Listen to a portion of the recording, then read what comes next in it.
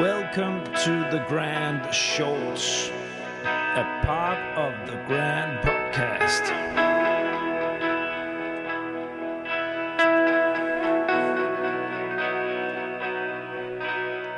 The Grand. My name is Niels Tudor Winter, and I'm the creator, editor, and host of The Grand. The Grand is an independent podcast initiative with the ambition to dig into all corners of the EU R&D funding system on topics of interest for the full EU R&D funding community. This episode is part of my shorts format. This is episode number 9 in my communication short series. When you podcast, you sometimes need to shake things up and try to do things differently. I have launched a short format some time ago, but it needed some rethinking. So here it is, my first shot at serving you vibrant short podcast episode with strong engagement. Kasper Ravnsted Larsen is an old contact from Brussels. He's a journalist and has been working on a generic communication approach and strategy outline for organizations. We decided to build a podcast series rolling out this strategy in short and concise episodes with concrete examples. With this, I also want to get closer to you, dear listener. We want to get your feedback and for you to share your experience and insights on the topics we discuss because it adds depth and reflection to the benefit for all. So, what will I do?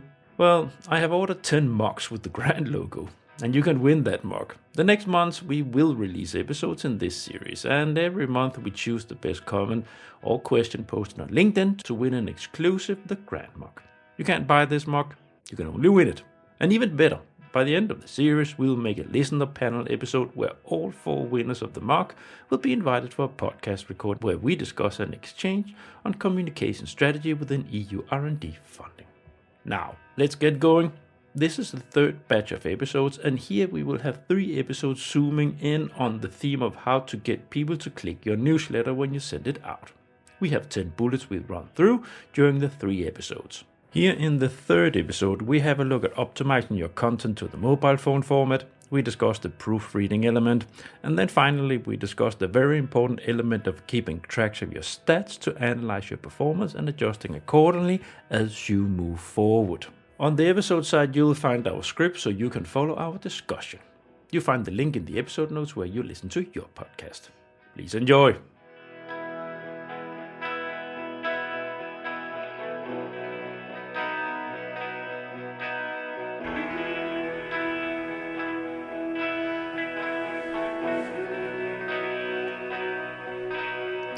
The Grand.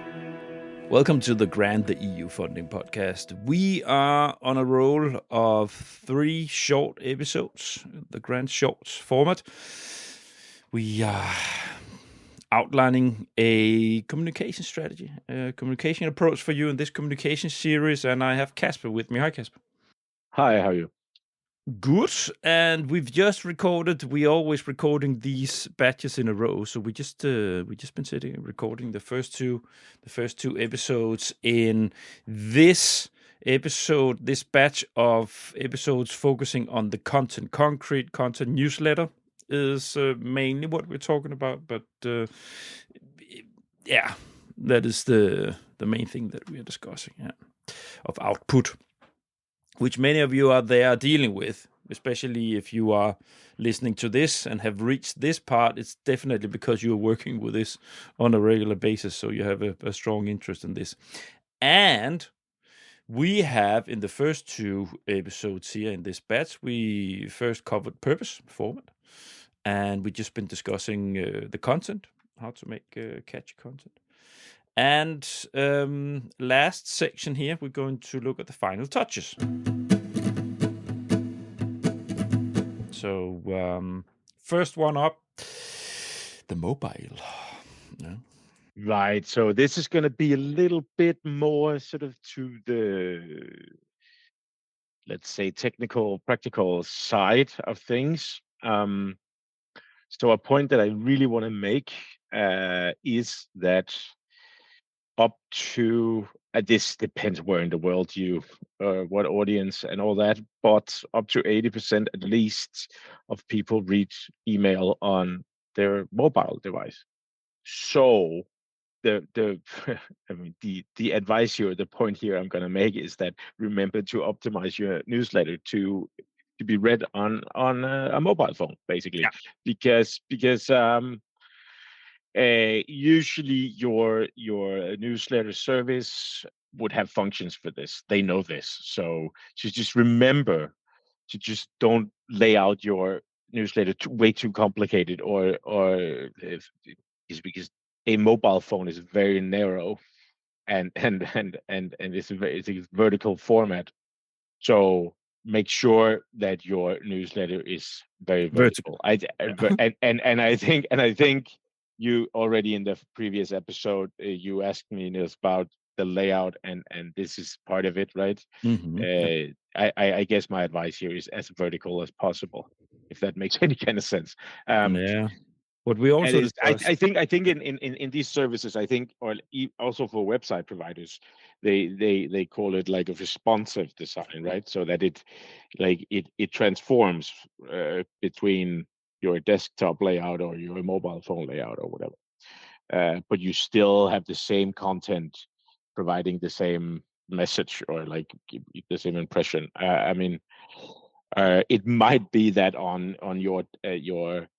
your desktop, a picture would be next to the text, Mm, and then on your mobile, the picture would be put on top of the text. uh, But use the functions of the services like Mailchimp or Salesforce or whatever you use, and this is just a reminder to do that. And there's a small second point of this. Was sort of recently discovered here in my where I am on a daily basis, that a lot of people actually use the smartphone's dark mode. So this is basically a function that some apps separately or your mobile phone has, like a setting where you can basically tell the phone to show everything it can, like in the negative version, that is with a dark background and light letters. mhm, This supposedly makes it easier for the eye and nicer to read. And considering the fact that a lot of people read emails or articles, whatever it is, in the evening, we already know this, in bed, in their living room or whatever, where and I guess in somewhat tired condition, I think too bright light in their eyes is somehow disturbing, more disturbing than a back. This is me speculating a little bit here, but I'm just gonna say that it's just remember, because we ran into the problem in a current redesign, that the like parts of the email switched colors in dark mode, which mhm, didn't correspond to the top of the layout. Some of this long story, but anyway, so it looked a little bit funky when you switch dark mode on. So this is just an awareness point, I guess. It's just Just trial maybe error, right? try. Yeah, I mean, but again, you can, like, we're gonna get back to that in a minute, but like test, and edit, test and edit, Exactly. test and edit. This So this is yeah, boring. This is functionalities, right? So this is a matter of saying, okay, so you check on your phone. So if I put it in dark mode, what happens with it when I do that? So right, so you no understand. I think that's the best way of checking, right? How does it look in every kind of possible, Yeah, yeah, and on different email platforms. If you have a uh, Outlook based email address, and you have a Gmail, you have a Hotmail, you have, like, Hotmail. try this. Yeah, just examples. But like, try testing your email on all those platforms. Send the test mails to all those platforms, and see how it looks on the different. This is important because it might look very different. Mhm. Yeah. Yeah, and I would And say, anyway, we'll get back to that in a minute. But this was just to remind people to adjust everything to mobile, and maybe even to dark mode. Yeah. yeah. And I would say, in the different, Casper already mentioned it. You can check these things in the supplier you have, the email, media, what is it called, Mailchimp, and so on. And it also goes for people if you're working the same corner as me, if you do website stuff like you can, if your newsletter needs to be connected to a website, so you can go in and check, and you need to simply it might simply be adapting size of pictures or something like this. It's simply I think it's a tick box, because it doesn't take long, but you need to be aware of doing it, because your receivers will there's a pretty good chance that they will open that newsletter when they on the mobile phone. Yeah, exactly. Do you know the stats of these kind of things, Casper? There probably are stats about how much like content people actually get over the phone versus on the desktop computer, laptop. So manufacturers in that, but obviously among most generations nowadays, I definitely the majority reads it on the mobile phone. Yeah. So I would say a majority, but I think in some cases here we experience up to 80%. Yeah, and I can share with you, listener. We just talked about giving a piece of yourself. I can share with you that I have fallen into the trap of developing my content for browsers on my website, my platform that some of you use. But I'm not very good in optimizing that for the mobile. Though I do know that many of you, and I do recommend you when you listen to my podcast, to go to my website. And you sit most likely and listen to that podcast while you're on your phone. So, of course, you click on the link on your phone to go on my website. So, I promise you guys out there, I'll try to be better. No. Is that it for the mobile? Yes. That was, I think, a small but important reminder. Now, we have a point here called proofread and edit. And I mean, this might again sound like something that goes without saying, but sometimes you're busy and you write something and it goes out and it, in the end, didn't sound right. It was misspelled. It was whatever. So, like, first of all, plan. If you have a monthly newsletter, you know it's coming out. When do you need the content ready in order for it to also be proofread and edited before the actual publishing? This is just, once again, this is to underline the importance of how unprofessional it can look with grammatical errors and yeah, it is Run it through chat. it is time consuming. It is extremely important. Grammatical errors it's not anymore, Casper. You could I run mine through chat. For commas, stuff like this, I run it through chat. But that's the thing, nowadays you can almost even rely on most chatbots for this. Yeah. So I mean, yeah, there's no reason not to do this. But also, so that's proofreading. But editing is more like the actual content. Does it work? Do we need this sentence? Does that sentence? Remember to read through it, and then always, if possible, use 4 or 6 eyes, because it's you don't catch your own mistakes. You don't catch, if you have small darlings in your language, you're not the one to edit them out. Like, if you have a darling is something that we refer to when you have like a sentence or a point that you really want to make yourself. You think it's really important, and then somehow when somebody else read the full text, it doesn't make any sense, and you just need to edit it out. But somehow, this is to put it in very very squarely. But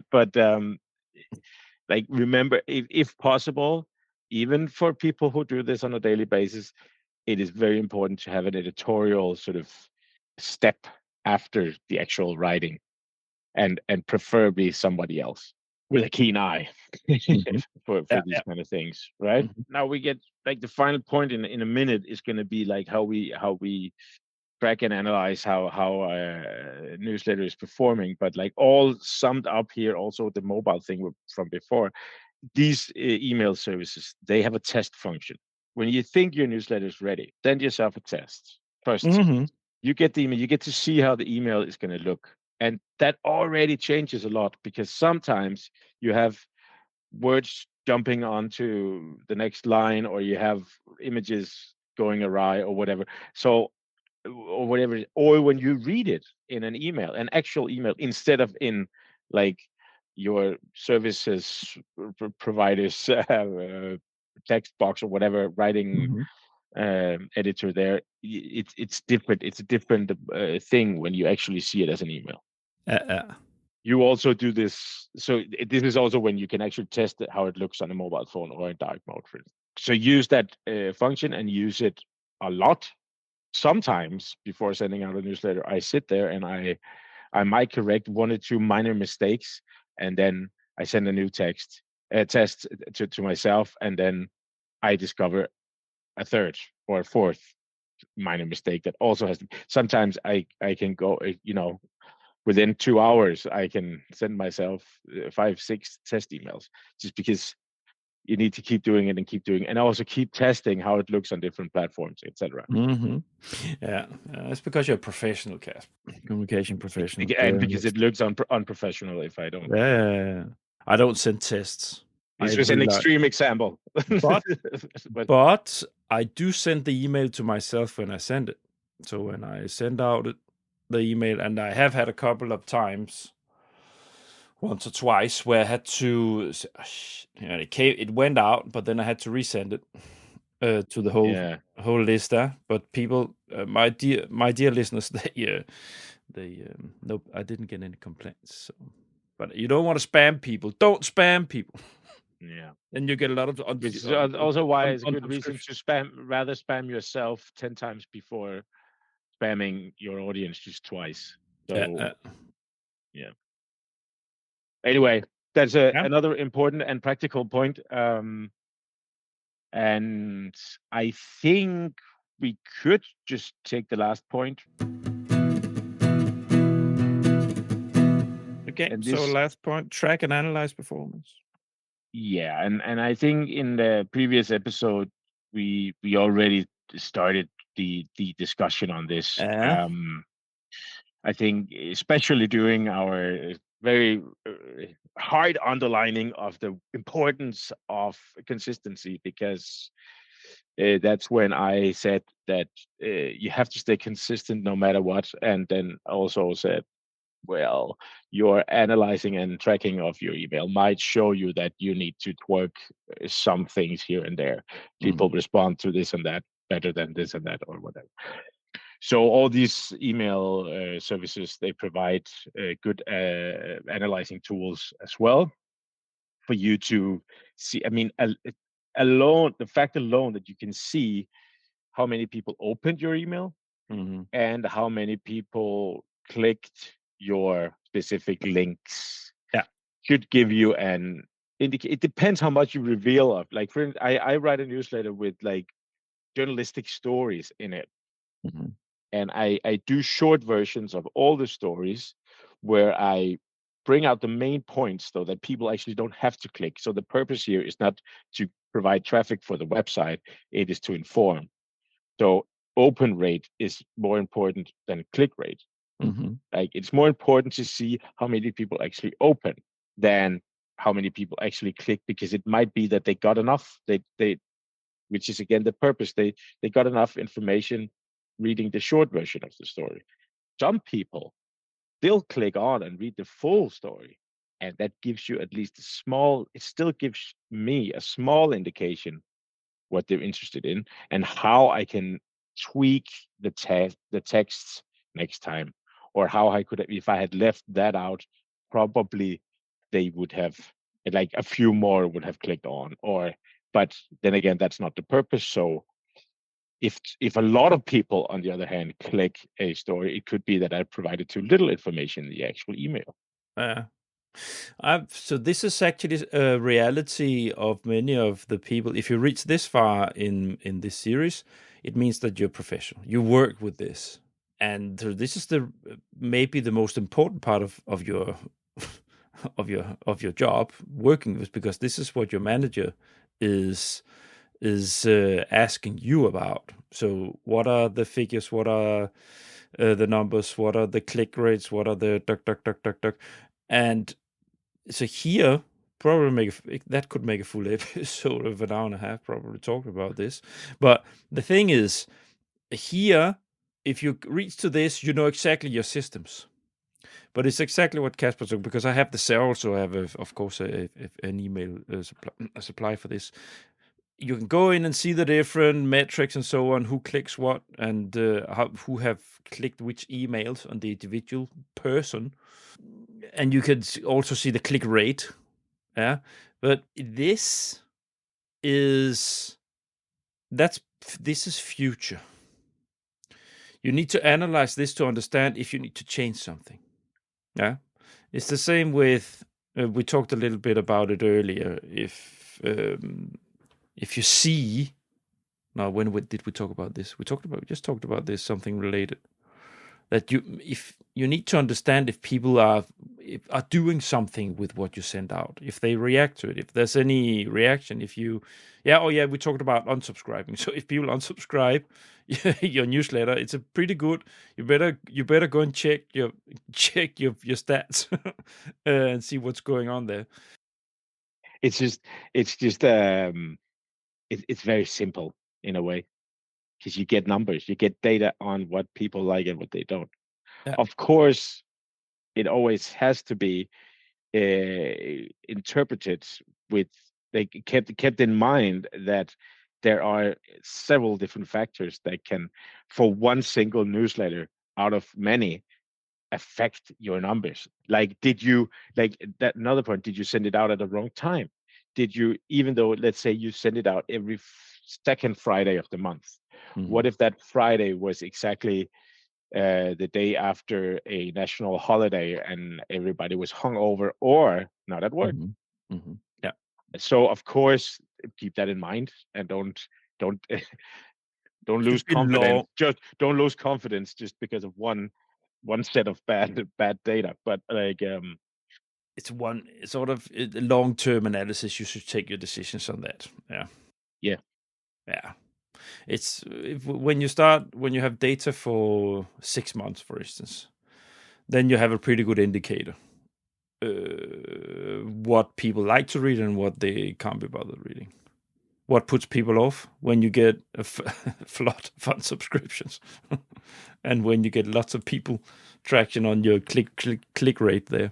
Unsubscribers have to hurt a little bit, and they have to tell you, it depends on how many, of course, and out of how many, but it has to tell you something. It has to raise a flag, let's say. Yeah. If it's like, if it's 1 out of 1,000 for one newsletter, I wouldn't worry too much. If you have 70 subscribers and 10 unsubscribe from one newsletter, you might want to check your content, and you might want to check your other metrics. This sounds probably basic again, but these are just important tools to remind everybody of. Yeah. Do you know what is the do you have on the backbone, Casper, sort of what's the average open rate of newsletters? Stats wise. What do you say? Do you have a All golden? newsletters? No, is there some sort of golden rule of thumb, so to say? No, Okay, I don't no. think so. I'm looking at my own open rate here, and I'm lying between 40 and 55 of the emails. Stable, then you know you're being fairly consistent, right? And if you don't have a drop over, like you say, like a long-term drop, then you're fine. But I would say that 40, I would say that's pretty good for your, given that your main channel is your podcast. I think that's but you also have you have an audience that is very dedicated and professional about what they do. It is, to some extent, this is again said with love, very nerdy stuff. It is. So in that regard, it is maybe slightly easier to get people to open something that is dedicated to their work and giving attention to their specific line of work, which nobody else gives attention to be Mhm. a little bit. But do It's you know what true. I mean? I It's mean, true.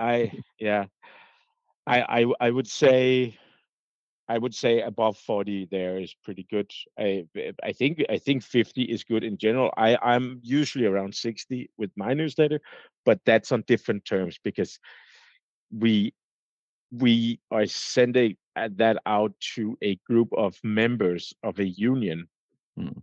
that did not necessarily ask for this specific newsletter. They just at some point said that they are fine. They gave consent to receiving Yeah, I understand. stuff from their union. Yeah. So and You're given that, spamming. I think 60 is pretty good because they didn't ask to get this thrown at them. But Uh, Throw out the net, the fish net. yeah, All right. Anything else? I Is think that we it? can keep this one short, Nils, Yeah. and then we'll come back to with a new batch. Yeah, yeah. And because it's good, thanks.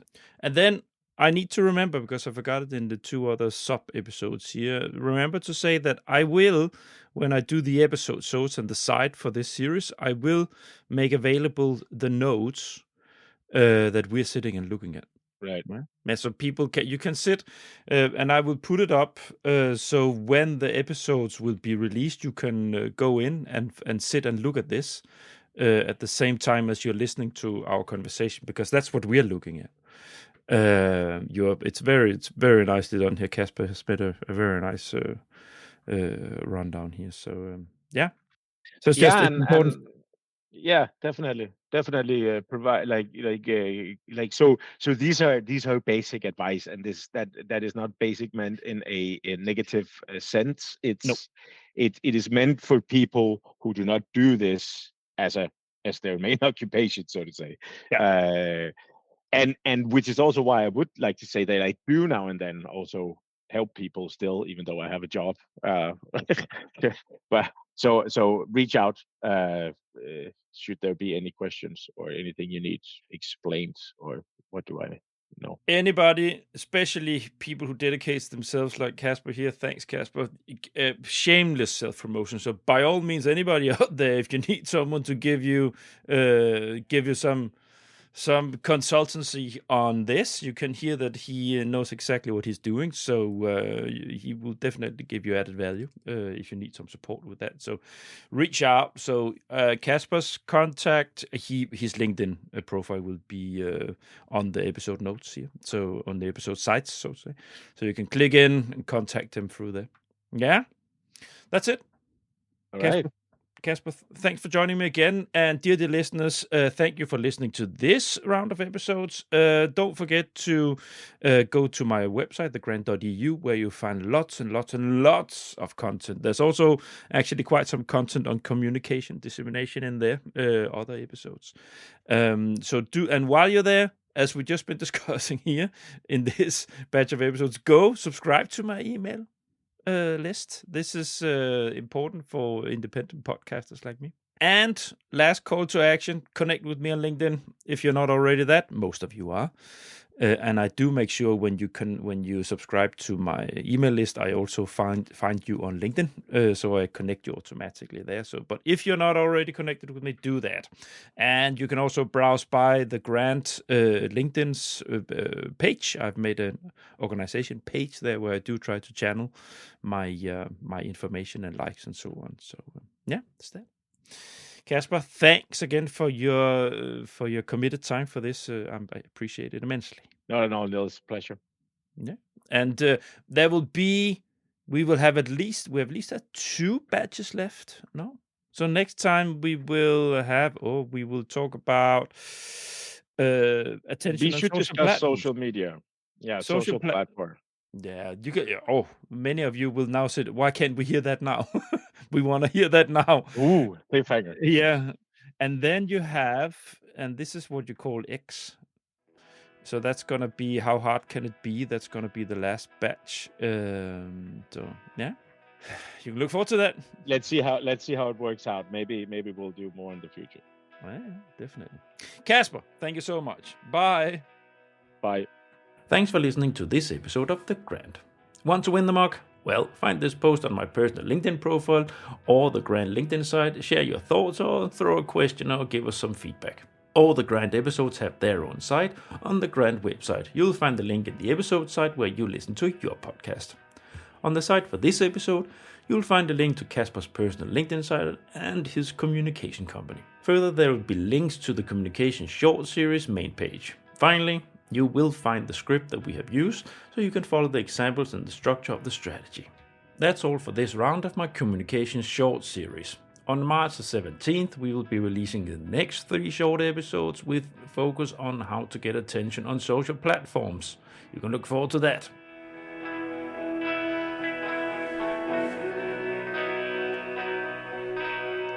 The Grand.